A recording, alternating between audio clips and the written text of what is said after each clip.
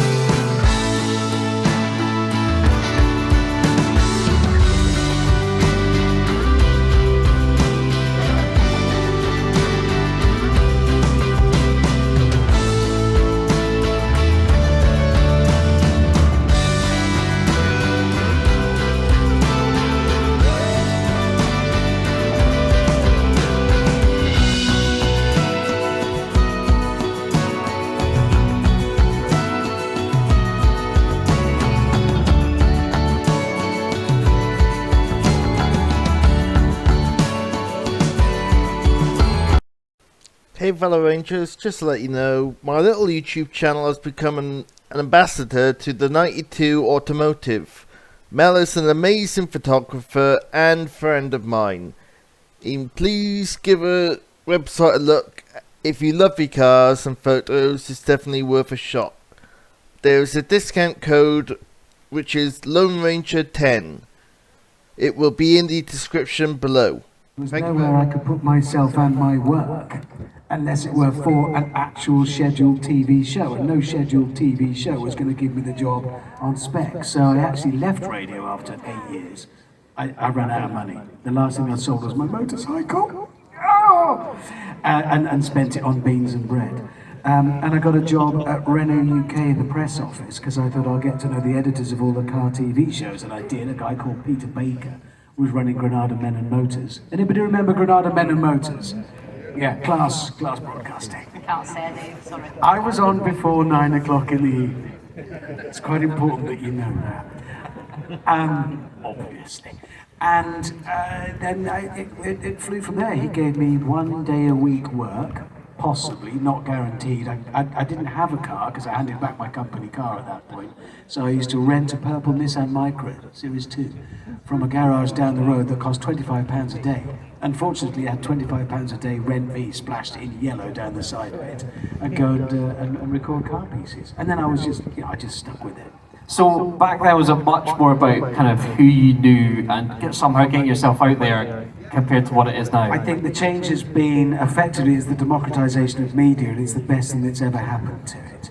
And it's happened not just to our side of it, on screen, it's happened off screen as well. Back in the day, thank you for that, when I started, if you had the kit to make TV, that was enough. If you had £500,000, £1 million of the clobber, cameras, editing kit, you could make TV because nobody else had it. But now you can make TV on that. You can make broadcast quality television on your telephone. So that's not enough. It's the ideas that matter. And it's the same with presenting. If you're good, then you can get yourself seen and you end up on linear scheduled television. So it has given the power back to the creatives and to the talent rather than just for money. I think it's a great thing that's happened. Would have been nice if it happened 35 bloody years ago, but eventually I got there. And then Ben, you have a really interesting trajectory because you were a massive TV star that no one really knew who you were, and then claim to be. And then, am I right in saying you then got onto fifth gear, where finally you could show people who you are and what you can do? Yeah, that was the flight path. I was very happy as the Stig because these guys were on camera and it looked really difficult. But they were, everybody knew who they were. There was a lot of pressure. They had to get their lines right and all these things. I just had to stomp around and drive stuff. For me, this was perfect. Up until leaving and then looking at other things to do. But actually, I did learn. I mean, every day was different. But I was always watching what these three were up to, and sort of. I suppose I enjoyed what I was watching, and it was amazing to see how they would analyse things, and some of it must have gone in, or at least a little small bit did. So I got to go on fifth gear and regurgitate some of that sort of thing whilst driving sideways in rage buggies and other weird things they have been doing drag racing. And now you've got your own channel, which is doing amazingly, and you've also featured on DriveTribe as well. The way you see it, would you rather be in the TV world, or now that you've got your own channel and you now see how YouTube works, are you actually more than happy sticking at it, or is there always a bigger picture still of television? I love everything I've done, and the Top Gear years were epic. They're some of the best times of my life. But then, actually the TV side there's so many barriers to that, which I found out after I done a few different things here and there. I was always trying to get these formats together, and you have these meetings and they sound very positive, and then nothing happens, or it's going to happen in 6 months or a year. Whereas with YouTube, you're straight on, and that's what really works. That's the difference between the two industries. I mean, the lines are blurring between TV and internet content. I mean, you're all here largely through DriveTribe, but also to see other YouTubers and other people here. The lines are blurring, but they're still very different industries. We love it because I also run a TV production company that makes the workshop show. And they're complete, you've seen it. We'll have a meeting at my place. And if on DriveTribe we come up with an idea and we think, yeah, that's pretty good actually, we like it. We'll make it the next day. Yeah. Or the next hour. Yeah. Just crack it out. Whereas the TV guys, we're used to going, right, we think that's a good idea, let's put it to the development team, spend a lot of time and money working it up, then they'll go and try and sell it to a broadcaster. You could be 2 years before you even start making it. They're very different industries. With TV, you're talking to a commissioner behind whom there might be 20, 30, 40, 50 people before you get to the top, and then there's other parties are involved. With us, with you, the yes is in the room, and what that does is keep the ideas fresh. Because in the end, in TV, I'm not against TV, I love it, I make my living from it still. But there's always a danger that you end up being creative by committee. Whereas, when we're coming up with ideas, there will be ideas that will come from today, I've no doubt. I've seen you're all out chatting. Somebody's going to say something, it's going to trigger something, you'll be, ooh, and I guarantee within the next few weeks we'll be making it. TV, that'll never happen. It's a longer process, particularly with old school, linear, scheduled TV. Less so with the streamers, but it's still there. They're bigger, they're clumsier, they're slower moving. So thank heavens we've got this world that we're all in now, when we, between us all, can do what we like. So how did you feel then, Abby, after your first TV experience? Because so She Talks Cars is your TikTok. That's your kind of main source of business. Having done your television stuff, do you now want to do plenty more, or did you dip into that and think, you know what, that is it's slow, it's sluggish, it's kind of not what you're up for, or are you creating social media still to reach that level of TV? I think because of the age that I am, I'm 30, us millennials grew up. All right. Because I'm 30, I find that everybody my age still looks at TV because that's what we've grown up with. Whereas, you know, people younger than me, it's all about TikTok at the minute. So I still do want to do TV stuff. I love doing that because I really like the teams that you work with, and it's very consistent, and I like that everything's organised. I can turn up, be a presenter, I don't have to be the director, the producer, check everything's okay. I can just go and do my thing. But nothing is going to replace social media for me, because that's where the audience are. I can get direct feedback. It's not just about getting views, it's about let's have an actual conversation with comments. And I even get trolls. You don't get trolls on TV, there's free comedy. Why would I want to miss out on that? Just a note on the TV thing, because Ben, you were talking about how in the old Top Gear days, that show was crafted, and that's where the slight turning point is. As soon as you get into longer form stuff, you know, I work with producers, specific TV producers through Jim Productions, and their skills lie in measuring out the pace, the beats, the moments, the peaks, the troughs of a piece of long form television. If you're filling a 40-minute piece of TV, there are hard-learned, not rules, but ways of doing that, ways of making it compelling, ways of keeping us there. And I'd hate to think those skills will ever go away. And I think that content, Top Gear especially, was built to be timeless. Yeah. So it's got various second lives. It's been shown multiple times now in America. Dave has got it. It keeps going. People watch it, again and again, don't they? It works a bit like, I hate to say it, but electric cars and internal combustion engine cars, it's never going to be one thing or the other. We need both, and they both work together, and the right thing in the right application. And I think there's plenty of times when the liveliness, the freshness, the spontaneity of doing internet-based content is just thrilling, and not just for us making it, for everybody watching it. We love that. That's what keeps it alive, and the instant feedback. You don't like it? I'll change it. I'll do it differently now. But the crafting that goes into making TV, you mentioned enjoying working with the teams. And the crew that we have now on the Grand Tour, some of those people were with us at the start. We've got like young Jay, he was about 23 when he started with us. He's now 46 with his own family. But they have honed their craft over decades, and when you look at those shots, not just the shots, the timing, the pacing, the connecting of it, the editing, Wilman's job. That's a set of crafts. We never need to choose one over the other. They can always coexist, and should. It's better for each one having the other one there. I think that there's a huge debate now with car television, because there's going to be two enormous holes suddenly with Top Gear and Grand Tour. Are those holes going to be filled up, or, realistically thinking about it, Grand Tour and Top Gear, they've really only been the proper worldwide, not just car people shows. Wheeler Dealers probably can rival it. Oh, I wish Mike was here because he would be absolutely kicking on right now. Fifth Gear dips in and out. Yeah. And lots of other shows, you know, they get a season or two and then they're gone. Top Gear and then Grand Tour has been just the one staple. So is there an argument that car television basically doesn't really exist outside of what you guys No, have done? I think it does, and I think it shall. I think it's happening anyway. But I mean, essentially, we made Top Gear. We always used to say you don't have to be a car nerd to watch the show. We do that for you. And as long as we were true to the core subject, cars were at its heart, it worked, and it drew in a much, much broader, bigger audience. But I think the subject of cars is doing that anyway, and I've bored you going on about this, I know. But as more and more of us are faced with, to meet our daily needs to get to work, or the shops, or school, we'll probably just order up an anonymous box on our smartphone, and it arrives and we get it and it gets us there. That's fine, it gets me to school, but a lot of people are realizing, who owns that Fiesta, red Fiesta with a slightly dented bonnet in the car park? Somebody drove here in it. It's brilliant because it's just a car, but it's their car. And probably the owner of that, when faced with the choice of an automatic thing that comes and moves them about, but I really like my little Fiesta. My youngest daughter drives around in a VW Polo.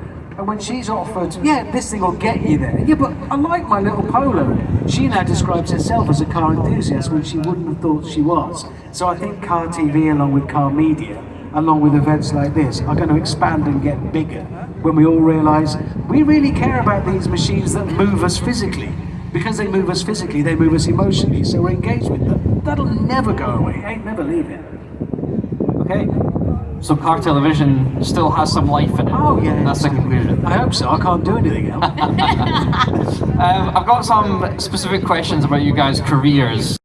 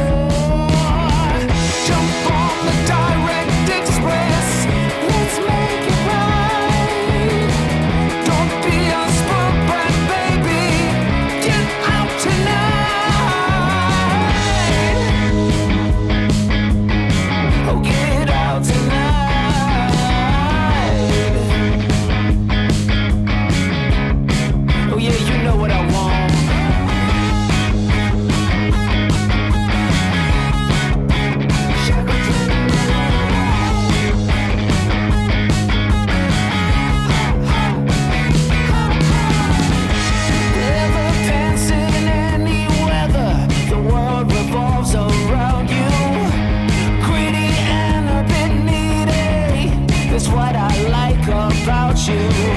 Your perky, pouting lips don't put your love on me.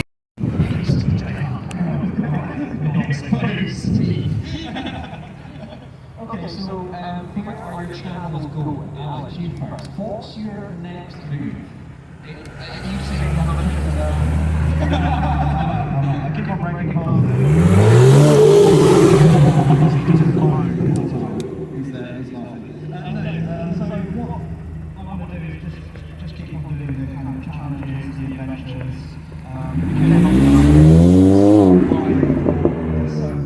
Right, fellow Rangers, I hope you have enjoyed today's video.